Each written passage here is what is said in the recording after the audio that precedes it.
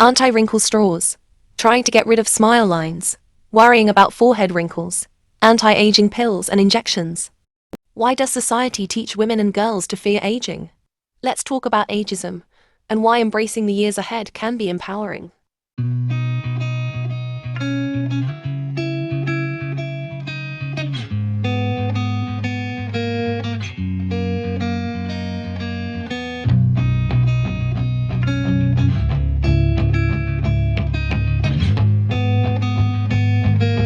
This is a post from the user Jacqueline Houghton, and I think she makes a very good point. Dear everyone who still uses the term anti-aging, please get with it. It's 2023, not 1983. Age isn't a problem that needs fixing or curing. Ageism is. We no longer believe that younger is the gold standard for women. We can want to look good without wanting to look younger. In 2025, we celebrate diversity and beauty at every aging. It's all about pro-aging and active aging now. To me, the way so many young women and girls try so hard to avoid looking older is honestly starting to give the impression that they hate older women. Imagine people actively trying their hardest to avoid looking like you. One thing I wish girls would learn is that older women aren't your enemy. They're not bitter hags who are jealous of your beauty. That's just what men want you to think so that you won't listen to older women when they're trying to warn you or give you advice. Here's a video that explains this perfectly. I was today years old when I had this realization. Older women are the biggest threat to men's lifestyles. That's why they vilify it. It's not because we have baggage. It's not because we're dramatic or whatever they want to say as an excuse. It's not because we're boring. It's because we're the biggest threat to their lifestyle. And that's why they hate us so much. Like if younger women started to listen to older women with more experience about not even bothering with men, men know that that is the greatest threat to the extinction of their preferred lifestyle. Why did it take me so long to figure this out? Why did it take me so long to figure this out?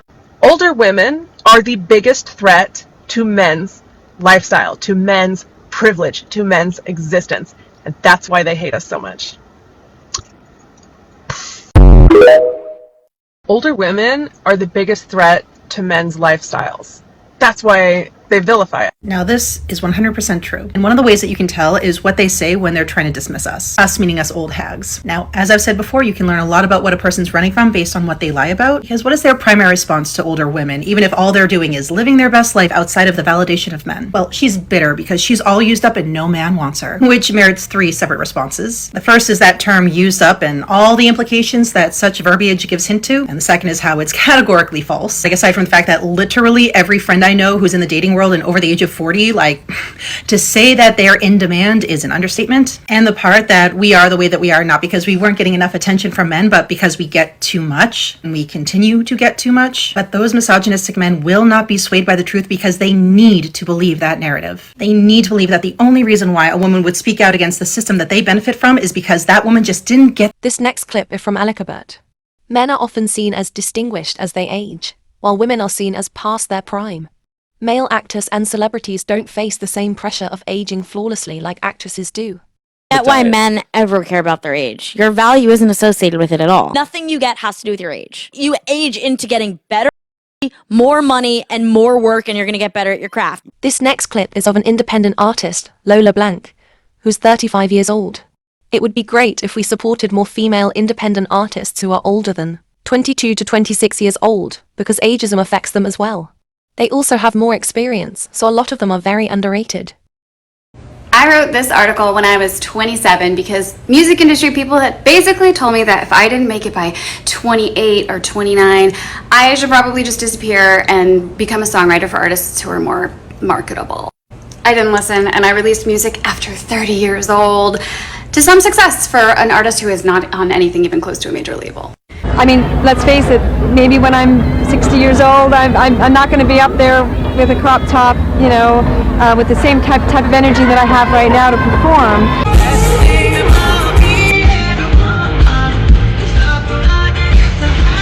Let's talk about the word old.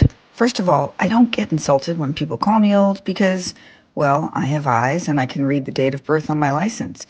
But I wish it wasn't such a hateful word to so many or used as a weapon of insult to those of us who are mature. When you ask a child, hey, how old are you? It's not considered an insult.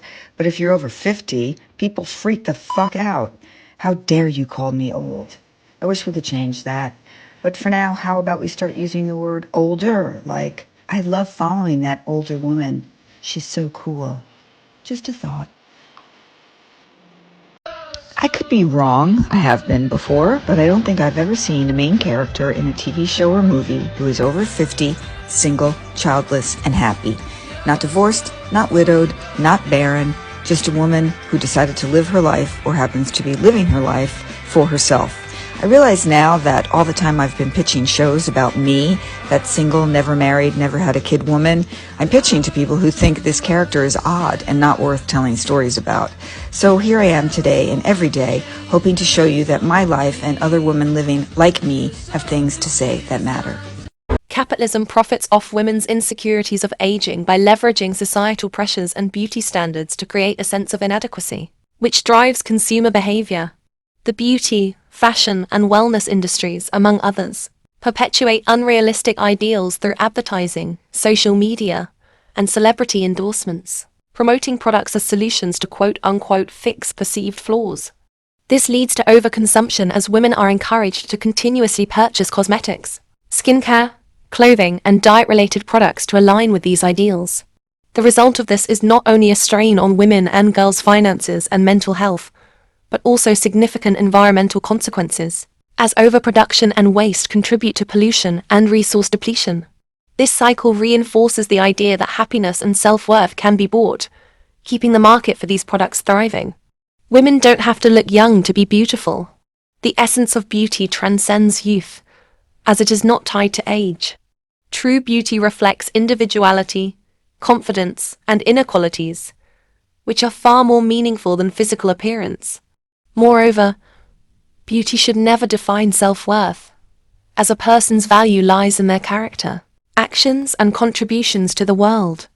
Aging is not something to fear, it's something to celebrate. Let's rewrite the narrative and embrace the beauty of every stage of life. If this resonates with you, like, comment, and share this video. Let's spread the word about embracing aging. Subscribe for more content that challenges stereotypes and empowers women.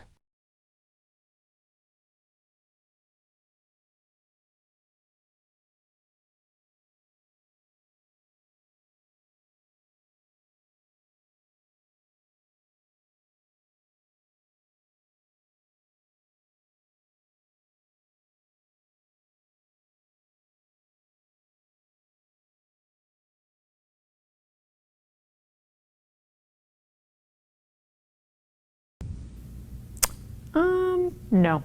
I'm going to tell you a story. I have a client who is 82 years old right now. I've been working with her since she was 79, which is the almost 20 years after this point. She had no background in exercise. Now, this is someone with a hip replacement. This is someone who is now in their 80s. She went from having pain daily, decreasing a quality of life. And you know what happened?